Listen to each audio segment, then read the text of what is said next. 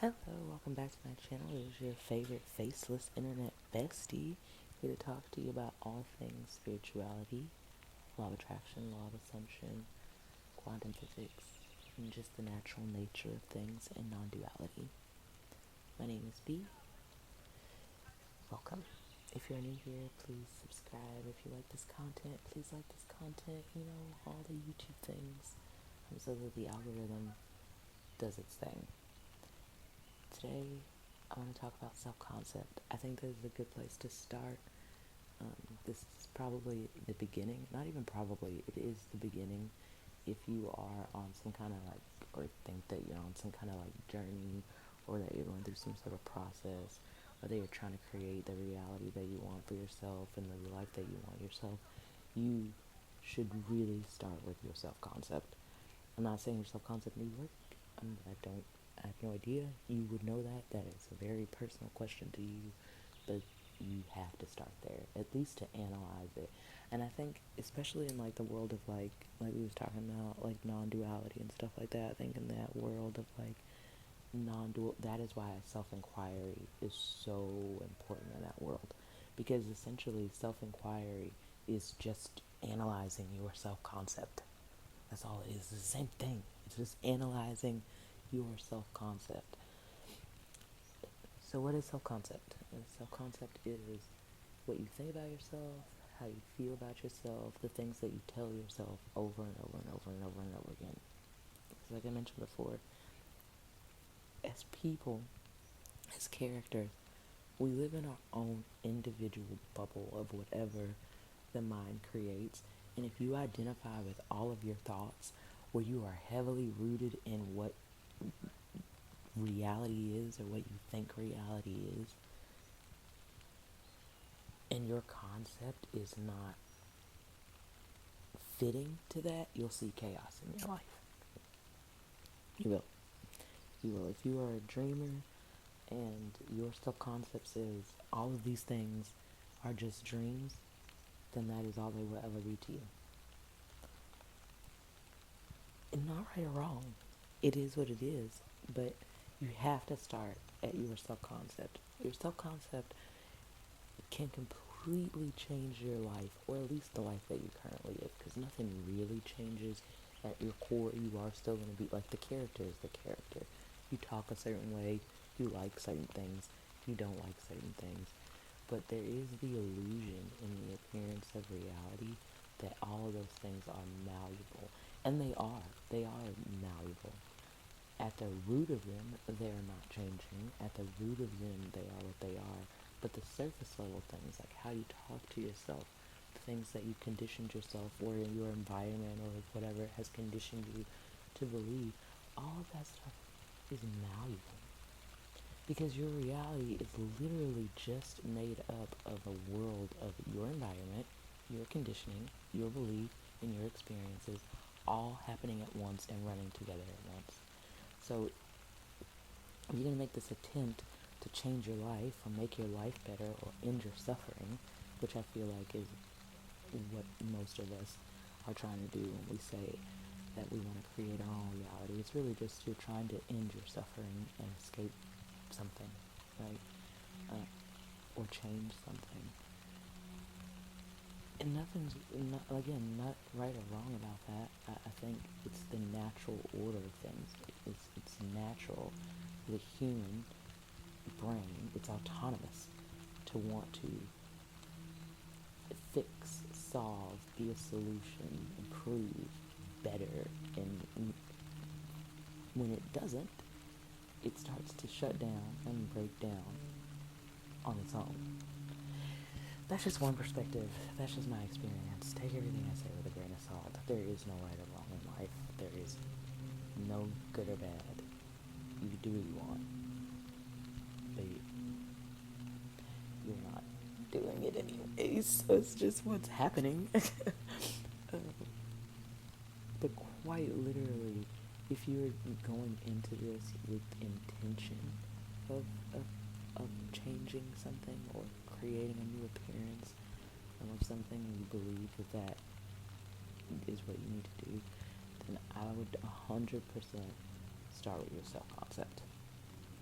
even for the non-duality kids, like even going into that world, it's heard when it's heard and it's not when it's not. And so those, I mean, again, like I said, none of these things actually are connected. They're all the same thing, but they appear different, and so yeah, we discuss them. And there's a lot of ways to change your self-concept too.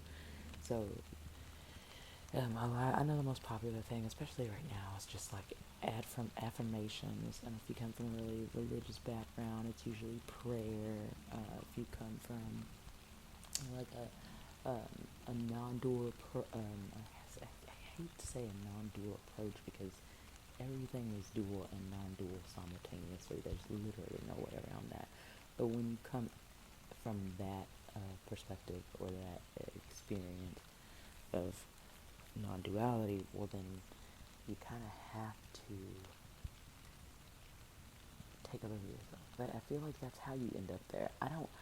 Maybe there's other people that have gotten to that kind of spectrum, that world, without going that route. I don't know any though. I feel like that's how it appears. It can come out of nowhere though, especially when it comes to just non-duality by itself. I'm not talking like self-concept, law of attraction, blah blah blah blah, ending your suffering. But I'm just meaning like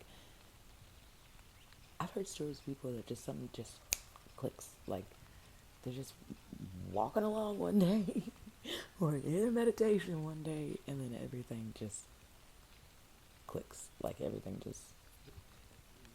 And some people are just born knowing, and they never leave that place of knowing. So it's not how it went down for me.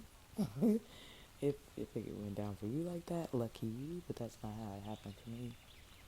So I think for most people, we do come from a place of like something was lacking. We were suffering somewhere.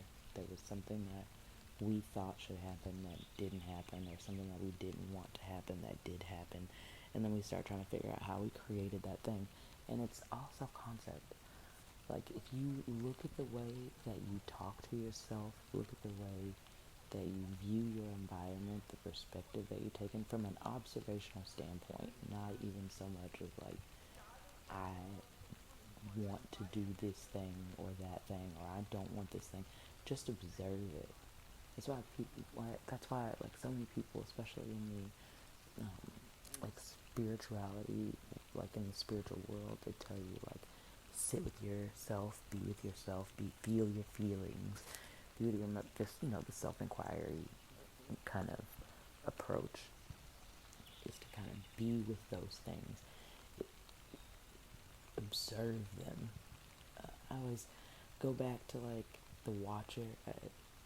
Who's watching the Watcher is a big thing not so much the radical. I can't stand saying that, radical non-duality. It's just there's no such thing as any of this. But who's watching the Watcher? Who's observing the observer? Like who? There is no one. That's not a thing. But when it comes to creating the life that you want for yourself, you do have to kind of observe those things. How you talk to yourself, what you're saying. And then all of this plays out on a quantum level, like a scientific level too, especially now you see science is kind of like catching up with these things like, thoughts act as a particle and a wave, and this is when it's when the matter can be measured, it's in this form, and when it's not, it's in this form, and all of the things. But you have to pay attention.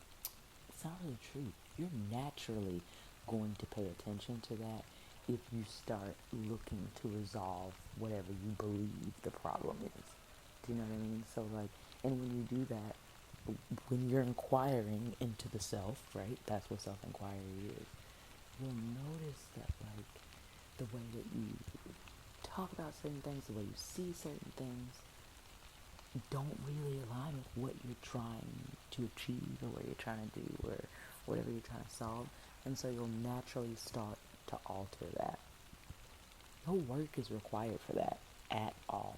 You're naturally going to do that if you if that is the point that you come to. If you haven't come to that point, you probably just keep running around in the same circle that you've been running on like a hamster wheel. It's it's just another hamster wheel, so it doesn't matter. But if the wheel that you're currently on isn't the one that you want to be on, and you're trying to figure out how to get to the other wheel, well then you'll need to inquire into yourself. Apparently, that is. And nothing is required for that. It will happen on its own. So yes, if you are trying to, create the life of your dreams, manifest your money, get your SP back, or manifest your SP for the first time, whatever it is you're doing, pay attention to how you talk to yourself. Because what's the saying? Energy flows where your attention goes. So if you're constantly like talking shit to yourself, beating yourself up about things, telling yourself how things can't happen for you, or expecting the worst, then of course you're getting that. Because the person lives in a closed loop of itself. It's a closed loop. You ever look at somebody and wonder, like, how can they be a shit person but constantly get everything they want in life? It's because they don't think they're a shit person. Or they do think they're a shit person and they're okay with it because they don't think that there's anything in their way. You create your own limits. There are no limits. There are no walls. There's just the shit you believe. There's just what you believe. That's it. That is it. And honestly, creating your own reality, manifesting the life of your dreams, can pretty much be summed up into your self-concept. What you think about yourself. Now, again, like I said, non-duality kids, especially the radical non-duality kids, they're like, nothing needs to happen for this to be, and they're right, it doesn't need that. You're not doing that. That is all naturally happening on its own.